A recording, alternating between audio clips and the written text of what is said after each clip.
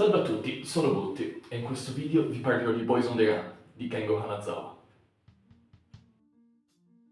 Kengo Hanazawa, tra il 2005 e il 2008, scrive Boys on the Run e se dovessimo descrivere in breve quest'opera, potremmo dire che sono 10 volumi dei primi capitoli di I Am a Hero, la sua opera più famosa, però senza zombie. Boys on the Run segue le vicende di Tanishi, un impiegato in un'azienda di Gachapon, ovvero gadget in capsule di plastica ottenibili da distributori automatici. Tanishi ha 26 anni e proprio come la sua azienda non ha granché di speciale da offrire al mondo. Il fumetto segue la sua vita nel corso di un paio d'anni e si concentra soprattutto sulle sue vicissitudini amorose. Tanishi vuole trovarsi una donna. Proprio come in altri fumetti di Kengo Hanazawa, il lato sentimentale, erotico e sessuale del protagonista sono in primo piano, tuttavia non sono fini a se stessi. La ricerca di una relazione diventa un tentativo di migliorare la propria condizione attraverso l'approvazione altrui e senza lavorare direttamente su se stessi. Tanishi attraverso una serie di vicissitudini amorose che risultano imbarazzanti e umilianti, in parte per gli eventi in sé, ma soprattutto per come Tanishi stesso reagisce a questi eventi. Per quanto venga facile disprezzare Tanishi per la sua codardia e debolezza, sono proprio questi suoi difetti a renderlo epico. I momenti di maggiore epicità di Tanishi sono quando mostra coraggio, quando pur piangendo e facendo smorfie affronta di petto la vita.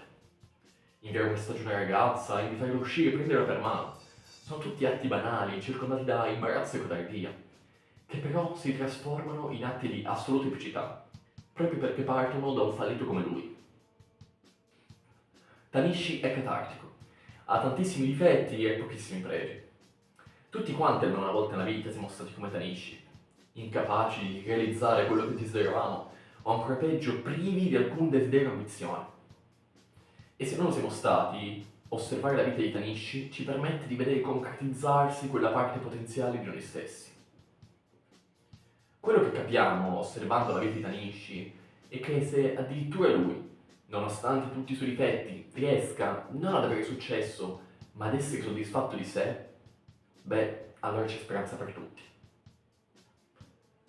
L'idolo di Tanishi è Travis di Taxi Driver. Tanishi non è un reietto della società ed è anche un po' ridicolo vedere come vuole emulare questo antieroe. Tuttavia qualcosa in comune lui e Travis ce l'hanno.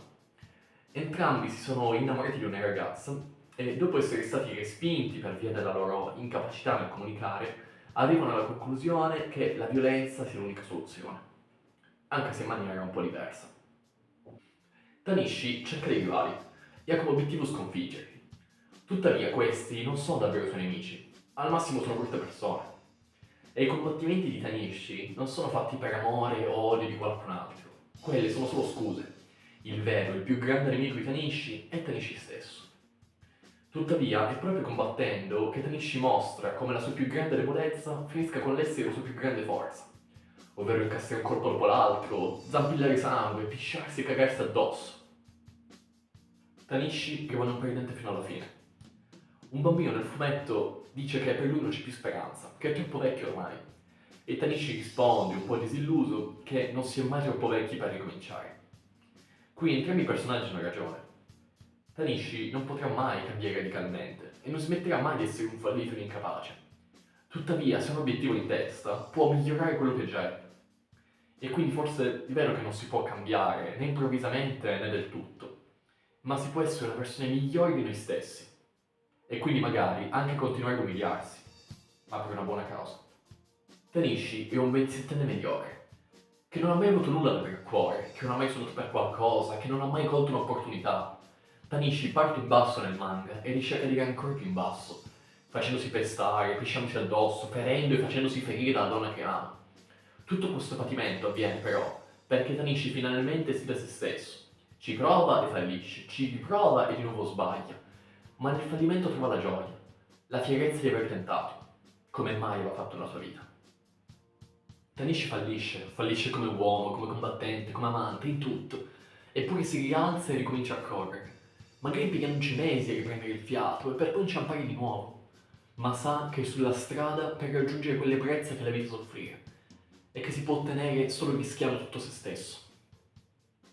Tanishi è un boy on the run perché scappa dalla vita, scappa da tutto ciò che lo mette a disagio, ma corre anche verso la vita. Tanishi corre perché non ha la forza di camminare. Per camminare servono una meta, una costanza e una determinazione che Tanishi semplicemente non ha. Tanishi non sa cosa vuole, ma sa che vuole cambiare e per questo corre. Tanishi ha corso per tutta la vita e quando si scontra contro un muro, quella non è la fine del suo viaggio, ma continua a lottare e a correre, perché non hai perso finché non ti arrendi. E questo è tutto da Butti. Rimane solo una cosa che voglio chiarire, e cioè perché quest'opera si chiama Boys on the Run? In fondo di voi ce n'è solo uno. Sì, ci sono altri personaggi che corrono come Tanishi, ma non è abbastanza. Beh, io un'idea su questo plurale ce l'ho. Potremmo non essere tutti così ridicoli, colari, sfigati e senza speranza come Tanishi, e potremmo non avere tutti la forza di correre senza meta come lui. Però siamo tutti Boys on the Run.